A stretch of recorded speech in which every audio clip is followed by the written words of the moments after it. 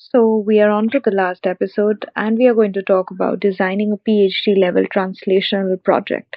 So, I would like to begin, or rather open the stage by asking that why project design matters much more than a few ideas just brought together, execution, design, and yeah, all of this in the mix. So, Karima Gupta is our guest, and she's going to talk about that. So, Karima, please enlighten us with your thoughts. So this is a very interesting to have a podcast on. When people think about doing a PhD, they often focus on the topic like what will I study, which disorder, which technique. But after spending time around PhD students and lab, one thing becomes very clear. The success of PhD depends far more on project design than on the brilliance of the initial idea. In behavioral and translational neuroscience, especially, the challenge isn't having interesting questions is shaping those questions into a project that's ambitious, feasible, and coherent over 4 to 5 years. So, in this episode, I want to think through what it actually means to design a PhD level translational project. Not from the perspective of writing an application, but from the perspective of mentoring someone through the process. What makes a project survive time, uncertainty, and inevitable setbacks? And what signals tells us whether someone is likely to thrive in this kind of training? Right. So, let's talk about Um, if you were mentoring a new PhD student in behavioral and translational neuroscience, then how would you help them shape, let's say, a 4 to 5 year project that is ambitious yet feasible? If I was mentoring a new PhD students in behavioral and translational neuroscience, the first thing I'd focus on isn't the method or the data set. Data set. It would be its scope. Like many students starts with the questions that are too broad. They want to explain an entire disorder.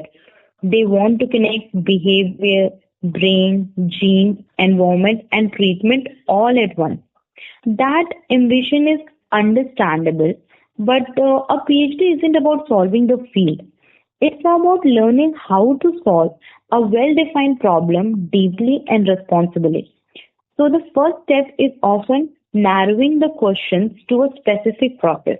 Instead of asking what causes depression, a more tractable question might be how does altered reward learning contributes to variability in treatment response? That kind of focus still allows ambition, but it introduces boundaries.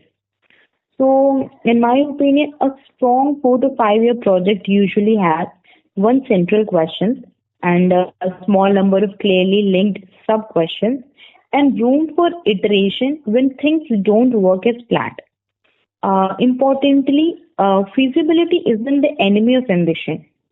In fact, feasibility is what allows ambition to be realized over time.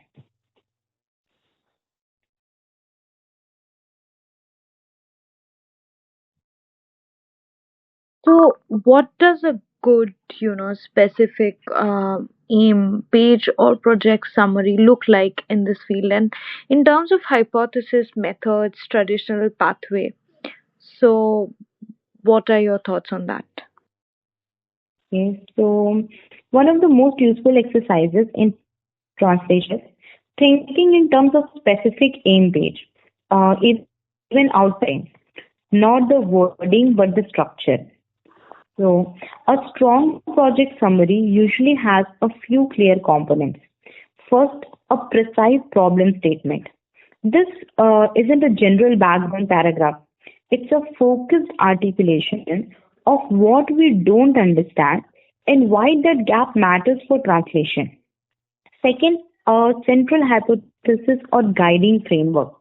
Like this doesn't have to be single falsifiable hypothesis. In behavioral research, it's often a model or conceptual link between processes. What matters is clarity about what would support or challenge your interpretation.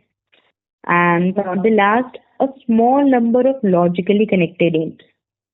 And how do we decide the aims? We can say that each aim should answer a distinct question or use methods appropriate to that question and inform the next aim. So we can say that good aims build on each other. They don't compete for attention. And finally, a translational pathway. This doesn't mean promising clinical impacts in 5 years. It means meaning explicit about how could this knowledge be used, what decisions might it eventually inform, and what would still need to happen next. So, in my opinion, a good project summary isn't flashy. In fact, it's internally coherent. And that coherence is what supervisors trust. Right. That's a very good take, I believe. Moving on, so how should students think strategically about choosing between mechanistic depth, let's say detailed circuit work, and breadth, like multi-level human studies given time and resource limits?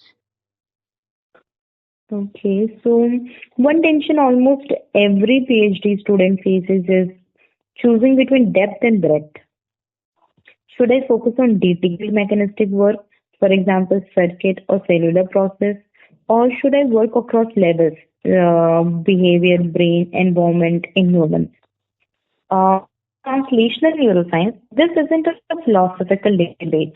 It's a strategic one because depth gives you control.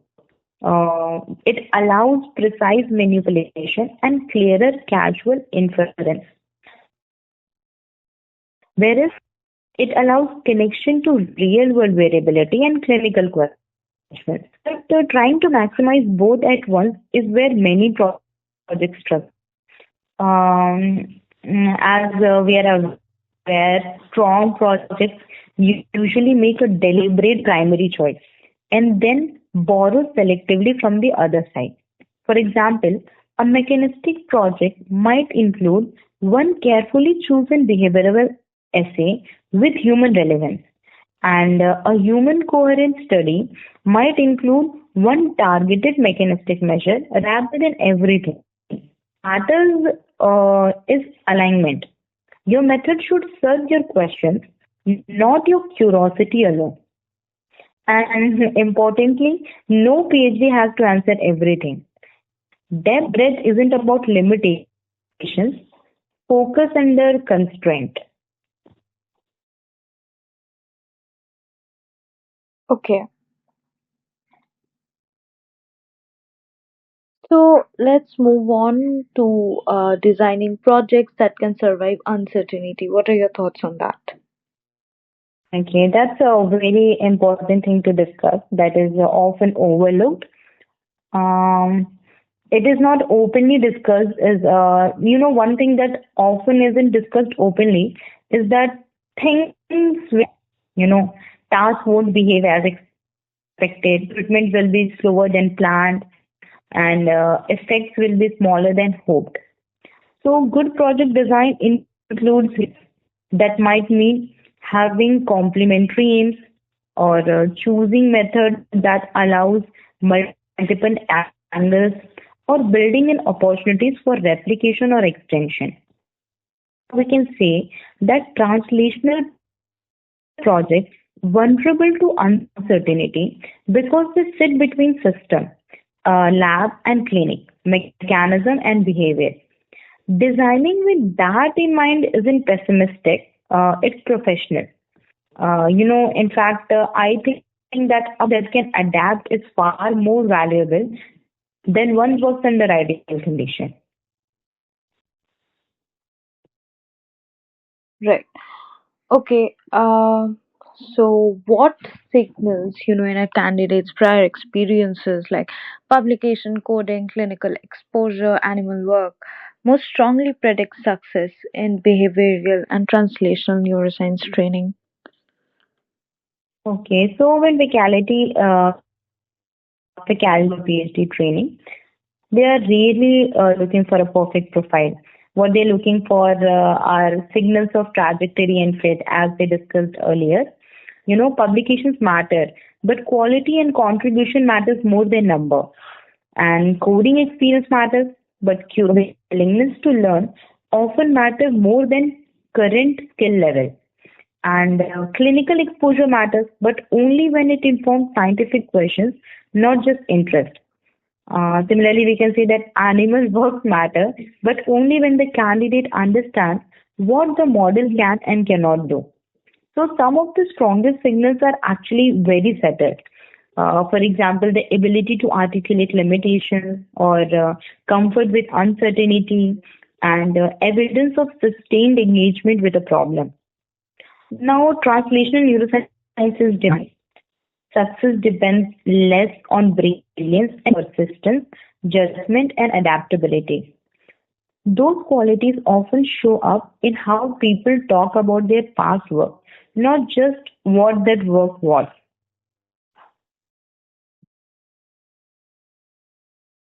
Okay, so time for some final closing reflections and any thought you would like to present before we end the podcast.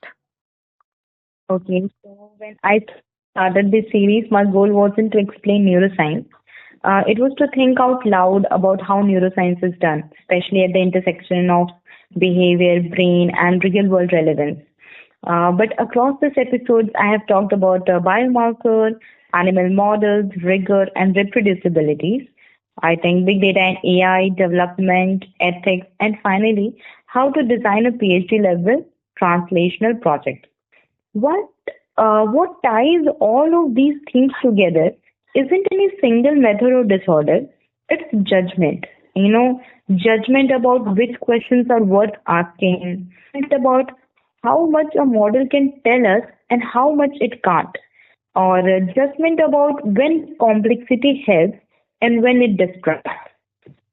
So, designing a PhD project, especially in translational neuroscience, is really about learning that judgment over time. It's about shaping ambition so it survives.